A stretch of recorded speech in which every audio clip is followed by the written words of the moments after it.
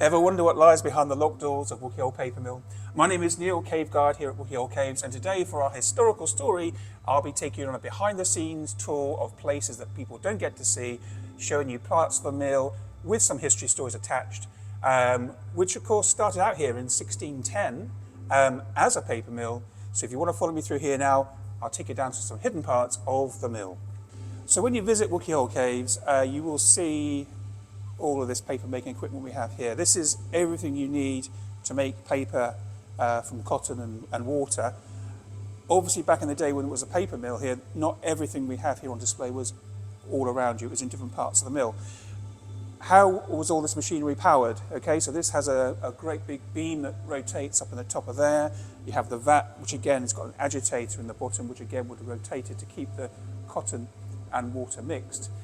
In the early days, probably a water wheel. Water wheel would have powered through some shafts and belts a number of small vats, but when the mill got enlarged, again in the 1850s, what did they do? So what they did was they built a mill lead, like a little canal, and the canal water from the cave was then sent directly beneath the mill with great force, and that extra force could then power more machinery. So down these steps here, I'll take you down into what we, I suppose, could call the basement of the mill here, and I can show you some of the parts where the machinery, belts, shafts, pulleys, would have been used to power the machinery up above here in the paper mill.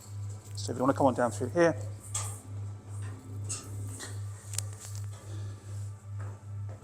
I can show you this room here. So here we go.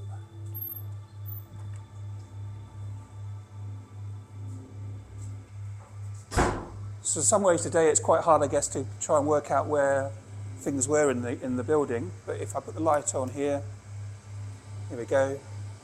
The first one of the rooms here. Just to my right, you can see. Now this is actually still used when we make the paper mixture for making paper here at Wookey Hole. We still use Victorian machinery. This is actually still used to power the machinery above the floor above.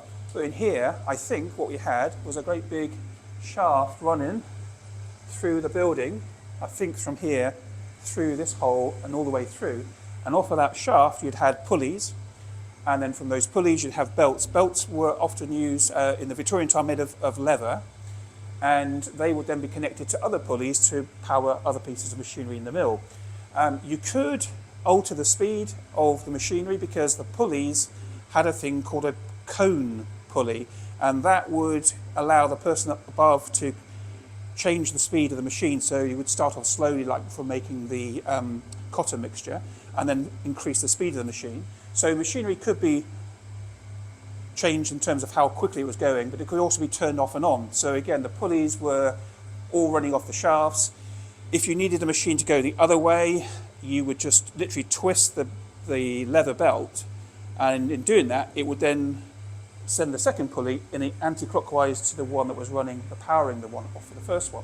So yeah, I think that is where the shafts went. Now through this side, I can just show you quickly. We don't have a water-powered. It's not water-powered today, but this is an electric motor which runs the Victorian machine above. And this machine here, this motor, through a series of belts, much like it would have been back in the day, through some pulleys, powers the breaker and beater above when we're making the cotton mixture for paper making here. There's also, and again you'll see this when you come out the caves, so when you come out the caves you cross the first piece of water which is called the mill lead. That was dug through in 1852. It also led to Herbert Balch and Professor Dawkins finding a load of stuff in what is now called Hyena Den. But the mill lead carried a greater force of water down through the valley, coming down to the side of the mill here, and then it goes under the mill, and in those days that would have powered two big turbines much the same as a water wheel. The power from the turbine would be generated through shafts to power the machinery. So just over here we have a modern turbine. This turbine can generate electricity for the site here at Wookey Hole.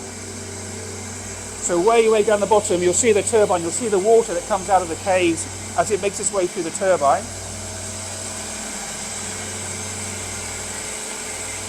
Right beneath the metal grate down there, you can just see the water that has come literally out of the caves here.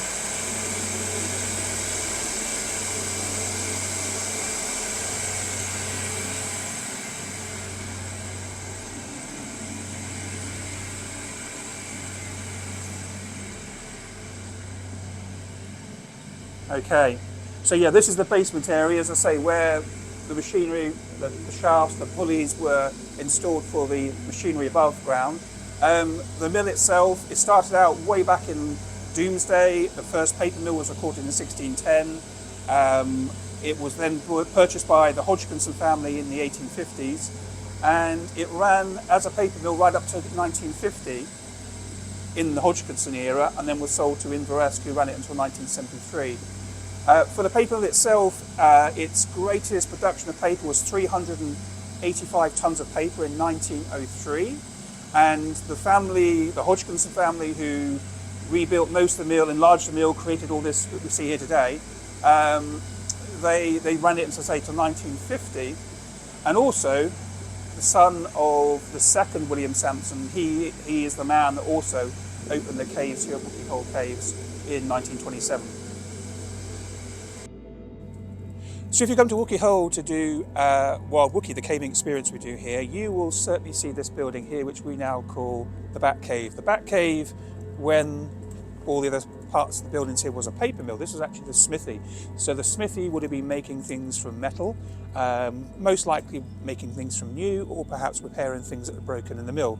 Now the mill would have been using metal for the shafts, for the pulleys, for the vats, anything you can think of. So I'm guessing that back in the day when this was a working paper mill, this would have been a busy place making things for the mill, repairing pieces of machinery, and perhaps also maybe making the old horseshoe for the horses that would have been used to deliver the carts which carried the cotton from the nearby towns and cities.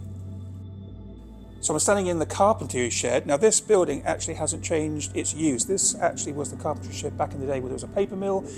When it was a paper mill, they would have been using wood in quite a few places. So you had wood in the drying lofts, you had wood around the vats, you had paddles, you had many things. So I'm guessing that when the paper mill was working, people were employed in here. They would have been either making things from new, repairing things that were broken, for the running of the paper mill that's behind me. So I'm standing next to the water wheel. Now this water wheel here isn't the original that was here when the mill was working. It's a replacement that was put in by Madame Tussauds when they restored the mill in 1974. However, where it is positioned is actually close to the room just through here, which today we call the water wheel suite. And this, I believe, was the original small mill that was purchased by William Sampson Hodgkinson, because he did buy a smaller mill and he enlarged it. And when you look at the buildings where we have today, the water wheel suite, the penny arcade, the zap zone, when you look from the outside, the buildings look very similar, but they look very different to the extended part. So again, when you go to the 4D cinema or the main parts of the mill, that stonework is completely different to this. And I think that this was the small original mill that he bought for £800 from the church in 1853, and then he enlarged the mill up to 1899, and those buildings do look distinctly different. So this mill, when it was a small mill, would have had a shaft running through into the building behind over here, and powering maybe three vats to make paper here, handmade just as they did later, but this was a smaller scale. And as I say, this will using water directly out of the caves through a route on the right side of the valley.